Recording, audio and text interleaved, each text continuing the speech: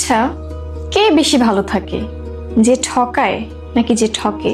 সেই সকল চিটার, বাটপার, প্রতারণাকারী, মানুষ ঠকানো মানুষ শুনে রাখো, দুনিয়াতে তাৎক্ষণিকভাবে তুমি কারো টাকা মেরে দিলে, কারো মন নিয়ে খেললে, কাউকে প্রতিজ্ঞা করলে এবং সেটা রাখলে না, কোন একটা মানুষকে কাঁদাইলে, রেখে চলে গেলে, একসাথে থাকার কথা বলে মাঝপথে ছেড়ে চলে গেলে, সেই সকল মানুষ কান খাড়া করে শোনো, তাৎক্ষণিকভাবে সেই মুহূর্তে তুমি ঠিকঠাক জিতে যাবা, তবে তকদির, ভাগ্যের কাছে এবং উপরওয়ালার কাছে তুমি হেরে যাবে। আর এমন ভাবে পড়বা, এমন ভাবে প্রতিশোধ তোমার লাইফে আসবে, এমন ভাবে তুমি বিধ্বস্ত হবা, ওই মানুষটা, যেই মানুষটাকে তুমি হারাইছো, যেই মানুষটা তোমার কাছ থেকে কষ্ট পাইছে, যেই মানুষটা প্রতারণা শিকার, সে ততদিন আল্লাহর রহমতে সুস্থ, স্বাভাবিক, সমৃদ্ধশালী হয়ে দাঁড়ায় দাঁড়ায় তোমার পতন দেখবে। সো যারা ঠকাচ্ছ, সাবধান।